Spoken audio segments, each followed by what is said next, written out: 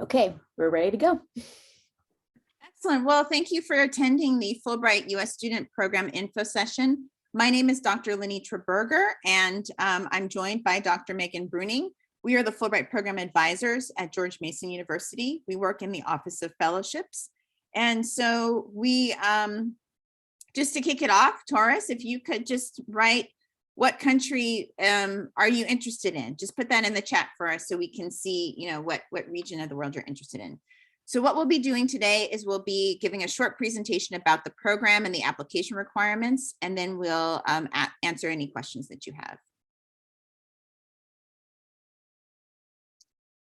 Okay, great. Spain, Italy, or Brazil. Okay, all great choices, and we'll be talking about that. Dr. Bruning, if you could advance the next slide, please. Thank you. So I'm really proud of all these photos that you see, because these are all Mason students who have won Fulbrights in the past. So we have a great track record of our students being successful in the competition and having a great experience as Fulbrighters in their countries. I will be talking about the program and the eligibility and award types, and then the process for application. Next slide, please. So the idea of the Fulbright program is that it's the nation's premier mutual exchange program. And the idea is that if people get to know each other as individuals across countries and cultures, that they'll be less likely to start wars and commit violence against each other. And so the Fulbright is the nation's most important international exchange program.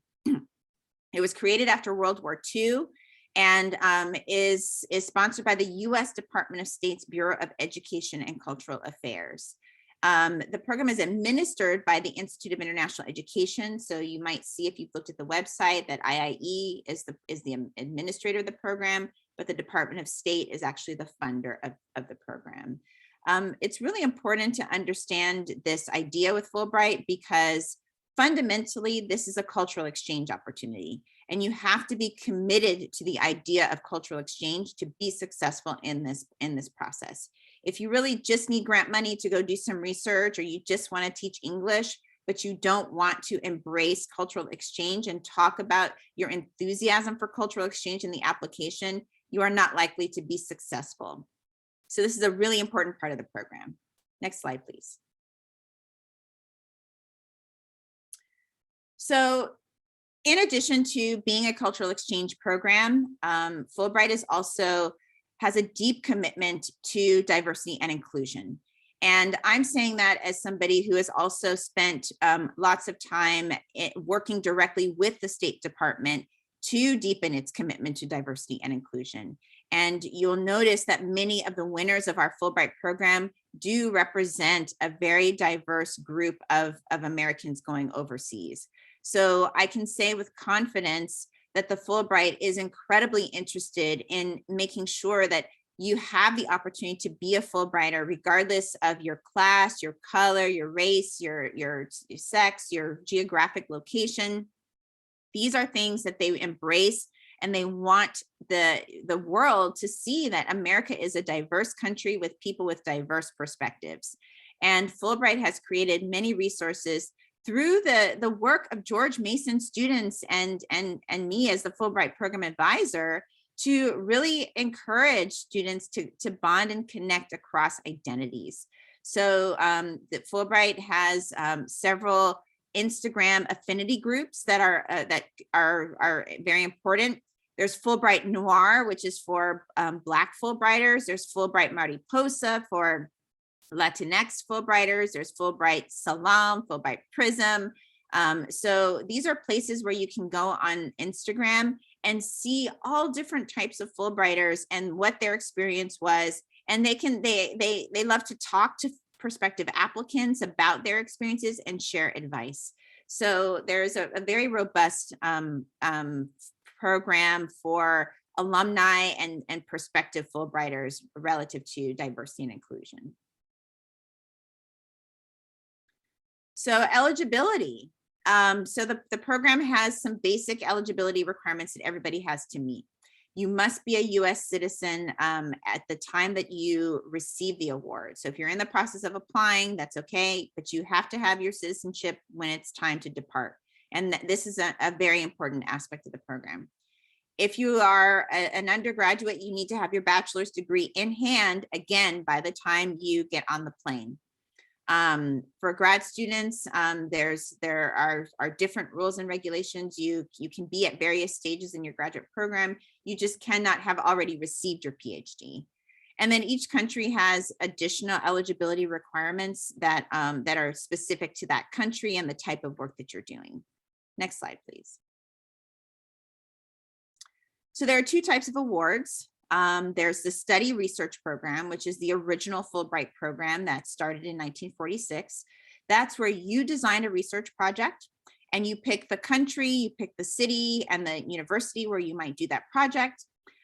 You design the project, you propose the project, and if you're awarded, you're fully funded to go for about an academic year, between 8 and 10 months.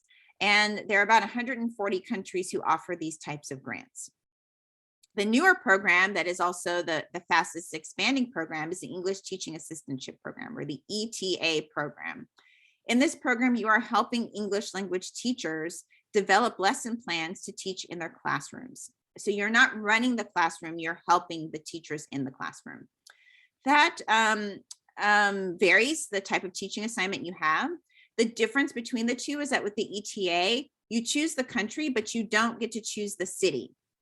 So you're assigned a city or a region where you'll be teaching, and a school, and you're assigned a school. But there are many more awards. So many countries want ETAs because they tend to be young undergraduates who have recently finished school, and there are lots of school classrooms that need English language assistance. That is also an academic year appointment, and there are fewer countries to choose from, but there are many more grants available. So the application itself includes a lot of components that are familiar because they're basic application components, such as that you need to fill out some forms online with your personal information. There's some abstracts and short essays where you talk about your commitment and interest in cultural exchange. There are two essays. There's the statement of grant purpose and the personal statement. The statement of grant purpose is where you talk about what qualifies you to do research in that country or what qualifies you to teach English in that country. The personal statement is your chance to sell yourself as an applicant because there's not really an interview at the first stage. So that's where you talk about your motivations. Why do you want to be a Fulbrighter? How did you choose the specific country? How does it fit into your ultimate career goals, both short-term and long-term? That's where you put all those details in. You need 3 references. Those are faculty who know you, or they can be people who have supervised you in internships or other capacities. And then you may need a foreign language evaluation depending on the country. So they want to know that you have the language skills to complete the grant, or the language skills to function in a school. You will also need your transcripts, and you need transcripts from any schools you've transferred from or received credit from. So that sometimes is students forget about that, and at the last minute they have to request that. That's very important. And then you might need additional materials. So if you're applying for a research grant, you need something called a letter of affiliation. That letter is from the university or the institution that will host you in that country. And we can talk about that with you and how to get that and the timing for that. If you're applying for an ETA, you do not need that.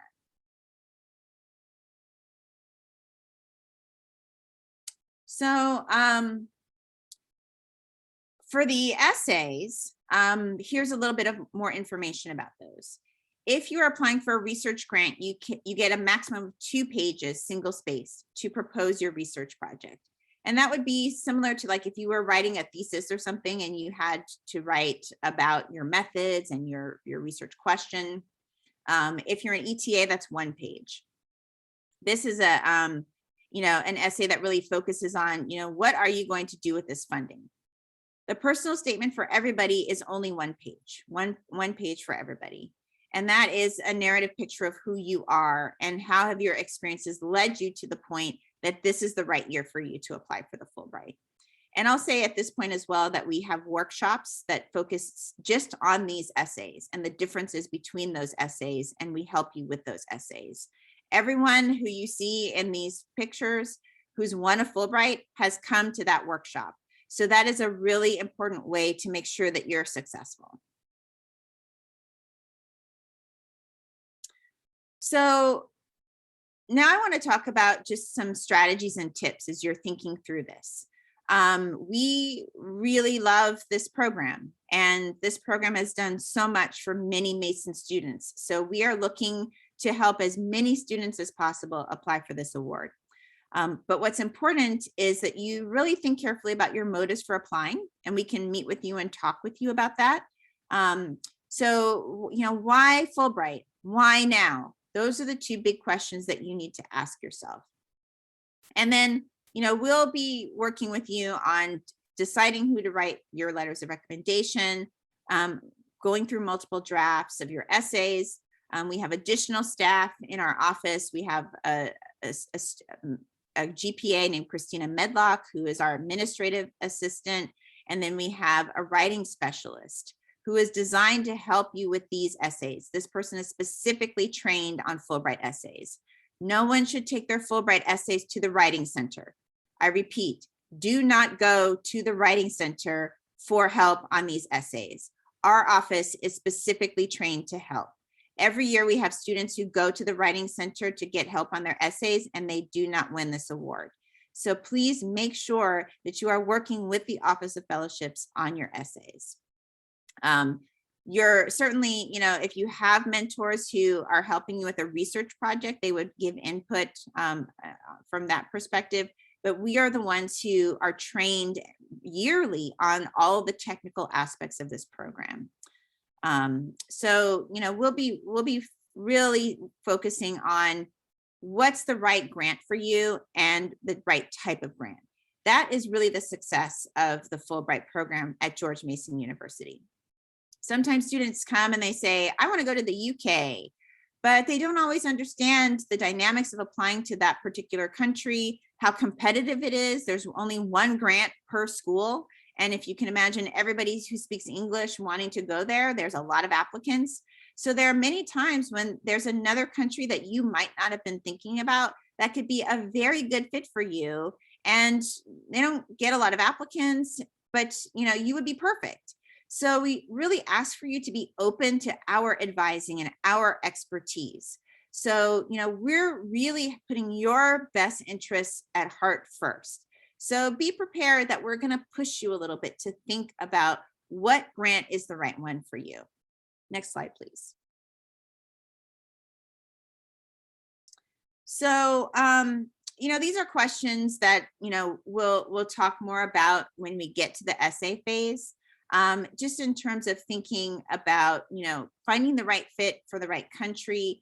What is it that you want to gain from being a Fulbrighter, and what can you contribute to your host community as a Fulbrighter, keeping in mind the idea that it's a cultural exchange. And then, how will you put your best foot forward on paper? So these are things that we'll talk about as we go through the application process with you. So here's the timeline. The application will officially open at the end of the month. If you are interested, then I suggest that you create an application in the system. This is very important. Do not work on the application without creating an application in the system. It does not hurt anything if you ultimately decide not to apply.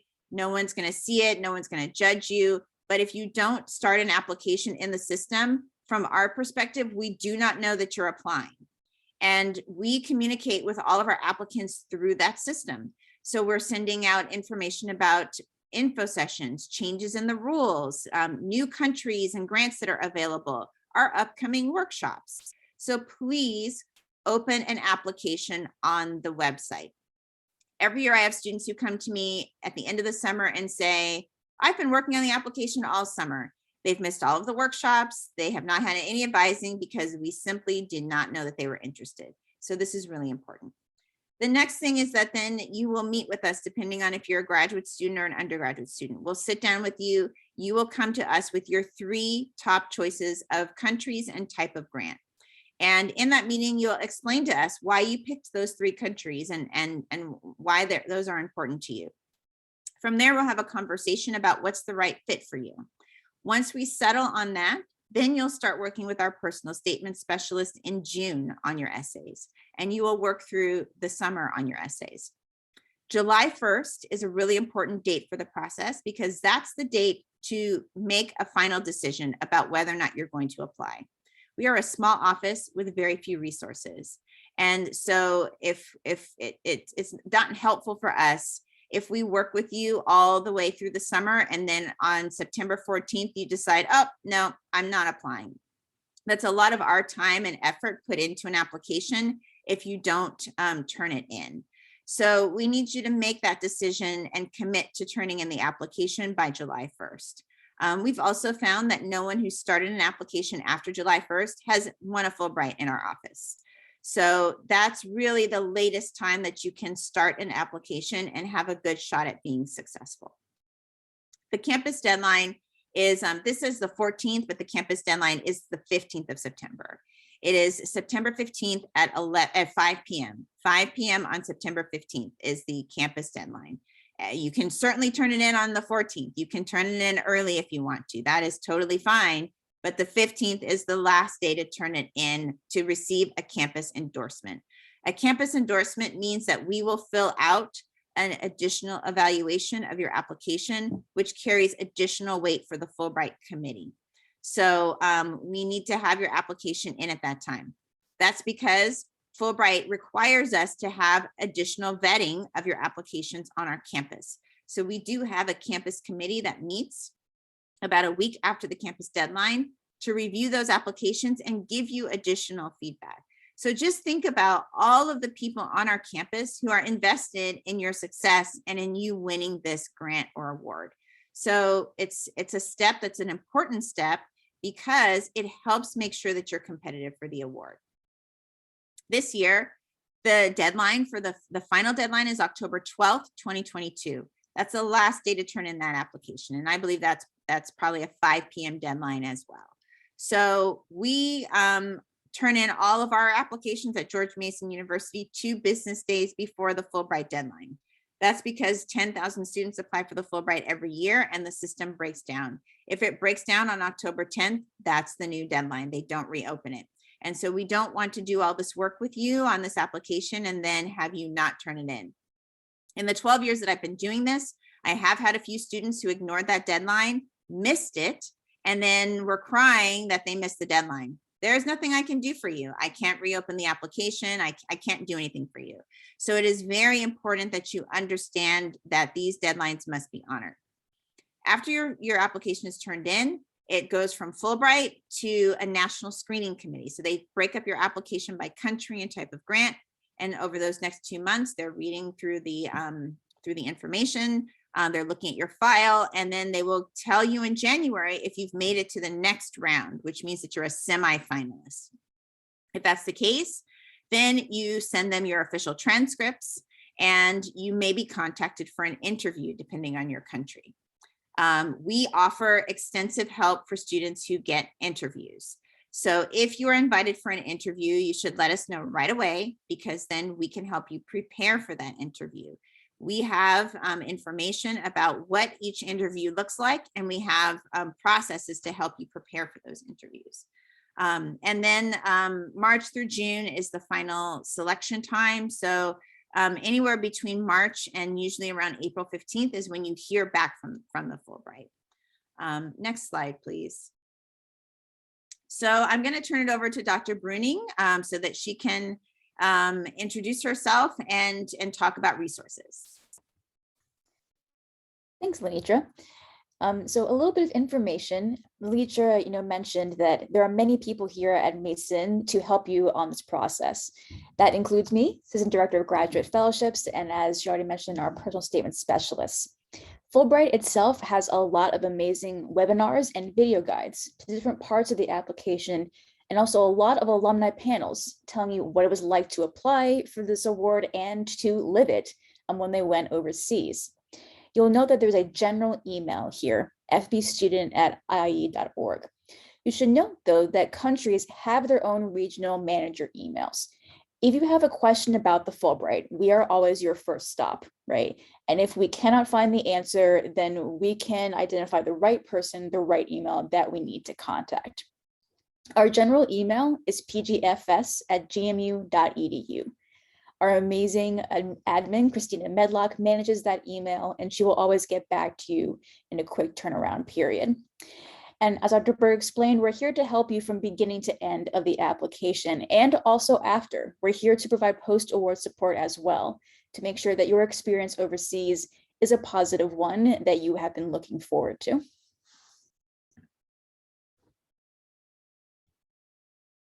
If you want, Dr. Berg, I can wrap up this slide. Sure, go ahead. All righty, so that concludes all of our key information for you. Thank you so much for attending today's session. Remember that internal deadline to commit to apply with our support is July 1st, 2022. And if you're interested in applying, check out those resources on Fulbright and email us at pgfs@gmu.edu to set up an appointment to talk with us about your 3 top choices of country and figure out what grant is right for you. I'm going to, at this time, stop the recording.